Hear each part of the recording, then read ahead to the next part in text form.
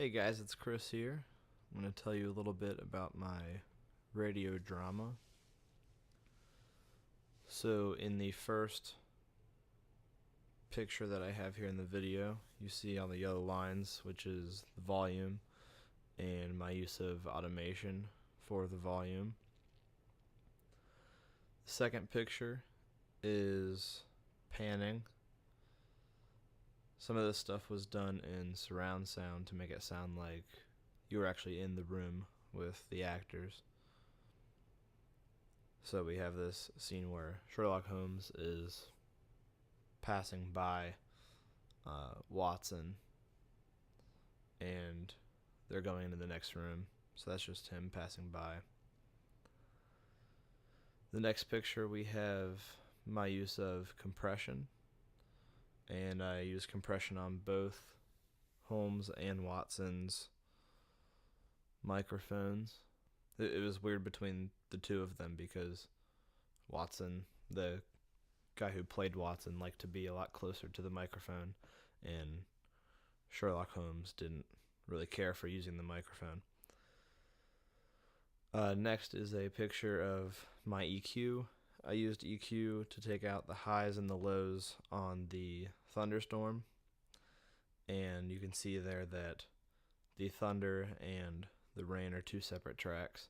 So I left the mids up, which made it sound like we were inside of a house, hearing it from the inside. And then I also used automation later on to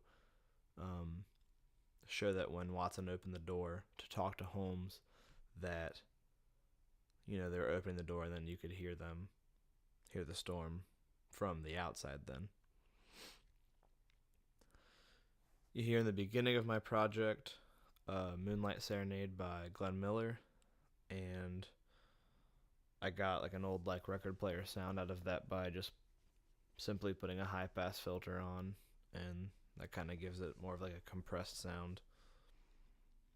And then now I will let you listen to my project.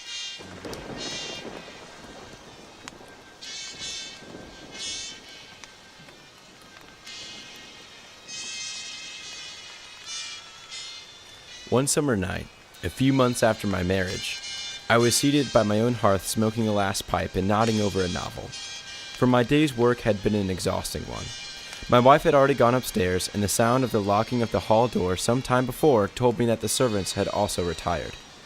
I had risen from my seat and was knocking out the ashes of my pipe when I suddenly heard the clang of the bell. I looked at the clock. It was 11:45. This could not be a visitor at such late an hour. A patient evidently, and possibly an all-night sitting. With a wry face, I went out to the hall and opened the door. To my astonishment, it was Sherlock Holmes who stood upon my step. Ah, Watson. I hoped it might not be too late to catch you. My dear fellow, pray come in. Surprised, and no wonder. Relieved, too, I fancy.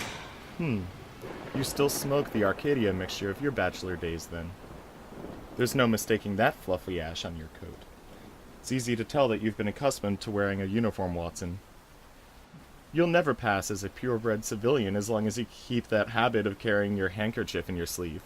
Could you put me up for the night? With pleasure. You told me that you had bachelor quarters for one, and I see that you have no gentleman visitor at present. Your hat stand proclaims as such. I shall be delighted if you will stay. Thank you. I'll fill the vacant peg then.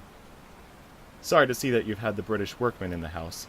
He's a token of evil, not the drains, I hope. No, the gas. Ah, he has left 2 nail marks from his boot upon your linoleum, just where the light strikes it. No, thank you. I had some supper at Waterloo, but I'll smoke a pipe with you with pleasure. I see that you are professionally rather busy just now. Yes, I've had a busy day. It may seem very foolish in your eyes, but really, I don't know how you deduced it. I have the advantage of knowing your habits, my dear Watson. When your round is a short one, you walk, and when it is a long one, you use a hansom. As I perceive that your boots, although used, are by no means dirty, I cannot doubt that you are at present busy enough to justify the hansom. Excellent. Elementary.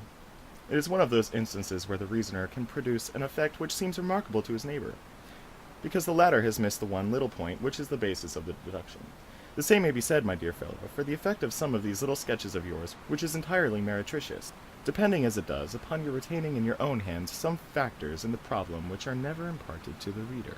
Now at present I am in the position of these same readers, for I hold in my hand several threads of one of the strangest cases which has ever perplexed a man's brain, and yet I lack the one or two which are needful to complete my theory. But I'll have them, Watson, I'll have them. The problem presents features of interest. I may even say exceptional features of interest. I have already looked into the matter and have come, as I think, within sight of my solution. If you could accompany me in this last step, you might be of considerable service to me. I should be delighted. Could you go as far as Aldershot tomorrow? I have no doubt Jackson would take my practice. Very good. I want to start by the 11:10 from Waterloo. That would give me time. Then if you are not too sleepy, I will give you a sketch of what has happened and of what remains to be done. I was sleepy before you came. I am quite wakeful now. I will compress the story as far as may be done without omitting anything vital to the case. It is conceivable that you may even have read some account of the matter. It is the supposed murder of Colonel Barclay of the Royal Munsters at Aldershot, which I am investigating. I have heard nothing of it. It has not excited much attention yet, except locally. The facts are only 2 days old. Briefly, they are these. Tune in next week to find out what mystery Holmes has to reveal.